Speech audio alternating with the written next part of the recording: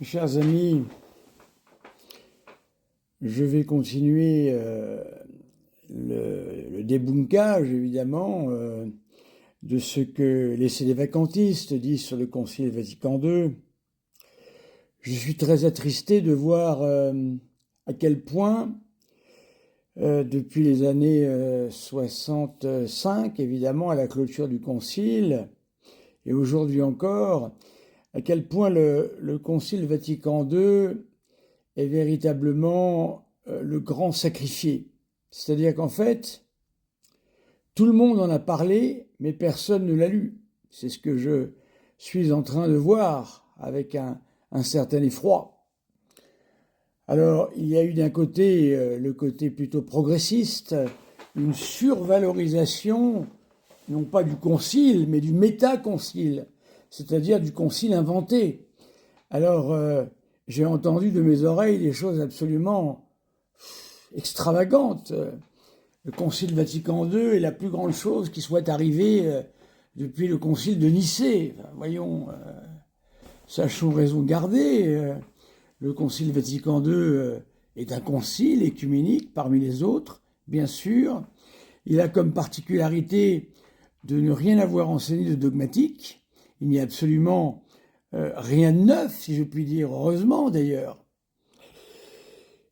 Donc à en écouter certains, c'était le point de départ de tout. Voilà. Alors ce qui a eu pour, évidemment, tout ça encouragé par des prêtres, comme je les appelle, saboteurs, c'est-à-dire qui ont fait un travail de sape terrible dans l'Église.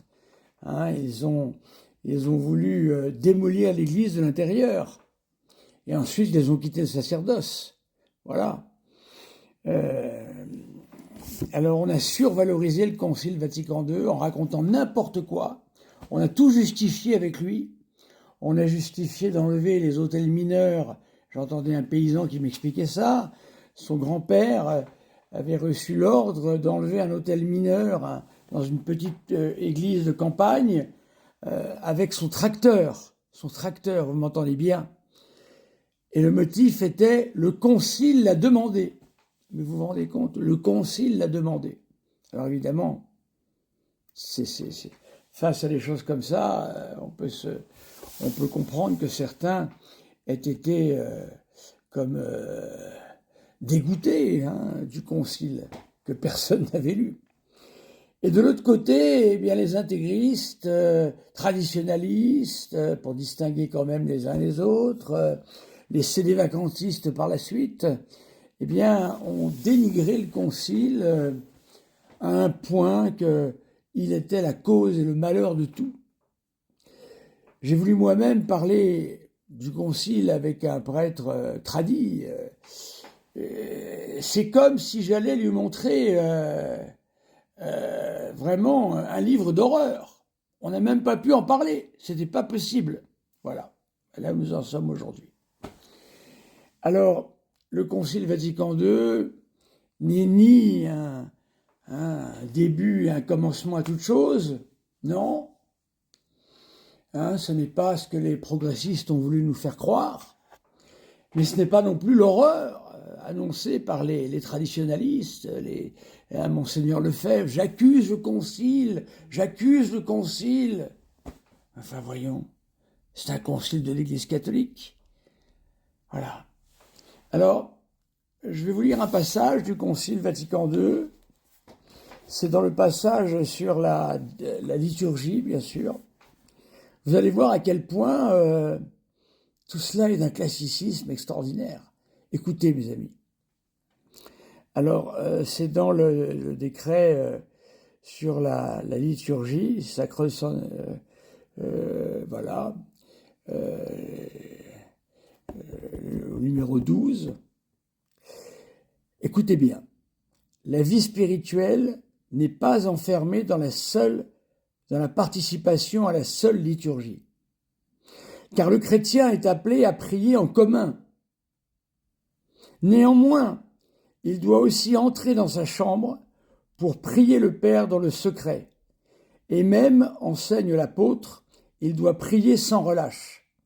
Et l'apôtre nous enseigne aussi à toujours porter dans notre corps la mortification de Jésus, pour que la vie de Jésus se manifeste elle aussi dans notre chair mortelle.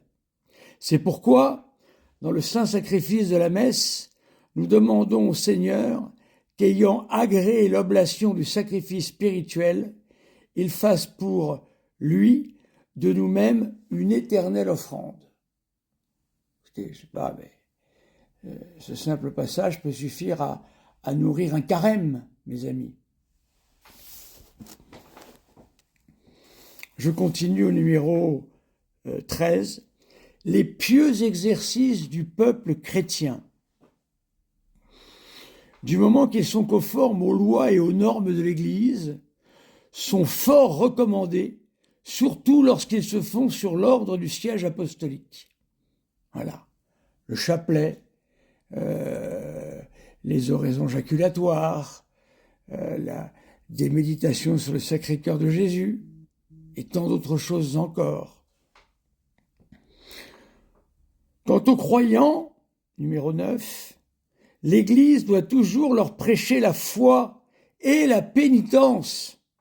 Elle doit en outre les disposer au sacrement, leur enseigner à observer tout ce que le Christ a prescrit et les engager à toutes les œuvres de charité, de piété et d'apostolat pour magnifier par ces œuvres que si les chrétiens ne sont pas de ce monde, ils sont pourtant la lumière du monde et ils rendent gloire au Père devant les hommes. Voilà, Concile Vatican II.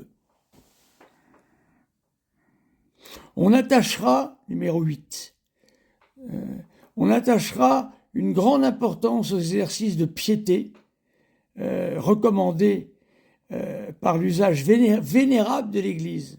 Mais on aura soin que la formation spirituelle ne se limite pas à eux et ne soit pas une simple culture du sentiment religieux. Très important. Qu'est-ce que c'est que le sentiment religieux? Le sentiment religieux, c'est moderniste.